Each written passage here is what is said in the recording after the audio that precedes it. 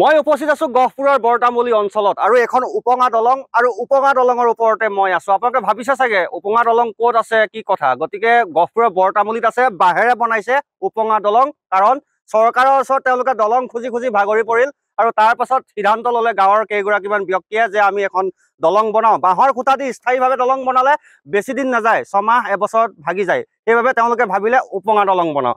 Drum ব্যৱহাৰ কৰিছে, তেওঁলোকে বাঁহ ব্যৱহাৰ কৰিছে, কাৰণ এই অঞ্চলত বৰতামুলী অঞ্চলৰ পৰা ইপাৰ সিপাৰ হ'বলৈ প্ৰায় 50খনৰো অধিক গাঁও আছে। সকলো ৰাইজৰে এতিয়া একমাত্ৰ ভৰসা এই উপঙা দলং। মই আপোনাৰ ওচৰলৈ আহিছো। দলংখন উপঙা দলং বনাইছে আপোনালোকে, কেনেদৰে বনালে?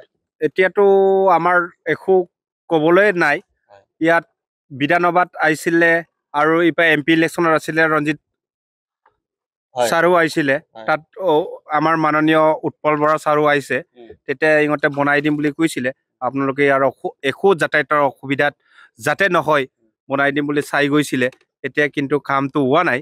আপোনালোকে নিজেই বনালে? এতিয়া আমি নিজেই তৈয়াৰ কৰি পেলাই ল'ৰা ছোৱালীবিলাকক পাৰাপাৰি শিক্ষা দিবৰ কাৰণে আমি ওলাই আহি পেলাই যুৱক কেইটামান ওলাই আহি বান্ধিছো আৰু।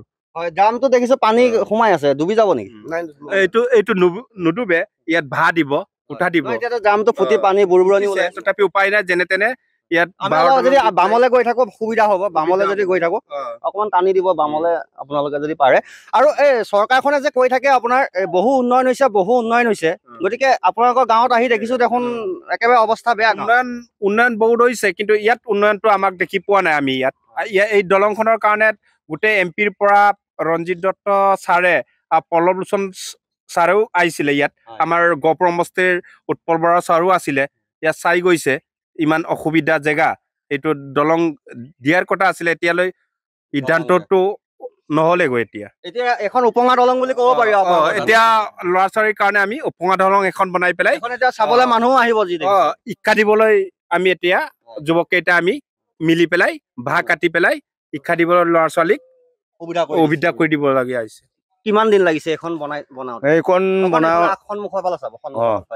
এইটো বনোৱাটো 15 দিন মানহে লাগিছে। যোগাৰ কৰোঁতে কিবা এই মাল চাল কিবা এই দাৰামটো কিনোতে আমি যুৱকজনে মিলি পেলাই সব এই দলংটো নিৰ্মাণ কৰিবলৈ এইটোলৈ আমি সিদ্ধান্ত কৰি পেলাই আজি আপোনালোকে দেখিছেই। খৰচ আপোনালোকে নিজেই কৰিছে আৰু নিজৰ আমাৰ ব্যক্তিগত নিজৰ মানে যুৱকৰ 4জন মানৰ গৈছে।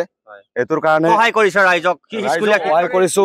স্কুলীয়া যাবলৈ যাতায়াতত আমাৰ জেগা অসুবিধা, এইটোতো কষ্ট হৈছে আপোনালোকৰ। আপোনালোকৰ দলংখন বনোৱাটোতো কষ্ট, আমাৰ ৰাইজৰ কাৰণে জটিলতা বস্তু।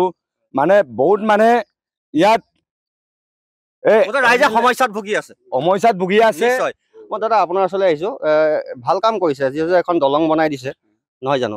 কিমান সমস্যা হয় আপোনালোকৰ? বহুত সমস্যা হয় আমাৰ যাতায়াত। আৰু ইক্কা দিক্কা ল'ৰা ছোৱালী আছে, তাত 4-5খন মান ৱাৰ্ড আছে, 3খন মান আছে। চৰকাৰে আচলতে বা স্থানীয় যিসমূহ চৰকাৰী কৰ্তৃপক্ষ আছে এনেবোৰ দৃশ্য দেখিব লাগে, কাৰণ ইয়াত এখন বৰ ডাঙৰ দলং নালাগে, এখন সৰুকৈ দলং বনাই দিলেও ৰাইজৰ সুবিধা হয়। এনেকুৱা হ'লেও চলি যায়। ইলেকশ্যনৰ সময়তে আহে আমাৰ ডাঙৰ ডাঙৰ মানুহবিলাক, ইলেকশ্যনৰ সময়ত আহে, কিন্তু ইমান ব্যৱস্থা কৰি নিদিয়ে ৰাইজ। নিশ্চয় ইলেকশ্যনৰ সময়ত আহে, অৰ্থাৎ নিৰ্বাচনৰ সময়ত আহে, ভোটৰ সময়ত আহে, কিন্তু তাৰ পাছত তেওঁলোকক এই সকল লোকক পাহৰি যায়, যাৰ ফলত এই অঞ্চলৰ বৰতামুলী অঞ্চলৰ একাংশ ৰাইজে গাঁঠিৰ ধন ভাঙি বাঁহ ক্ৰয় কৰি তেওঁলোকে ৰাইজৰ সুবিধাৰ্থে, একমাত্ৰ ৰাইজৰ সুবিধাৰ্থে এই উপঙা দলংখন তেওঁলোকে বাঁহেৰে নিৰ্মাণ কৰিছে।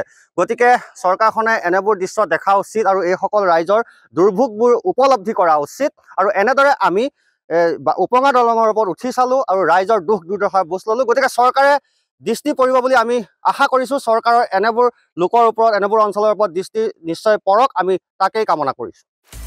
আপুনি বিচৰা বাতৰি পাব কেৱল নিউজ 18 এপত।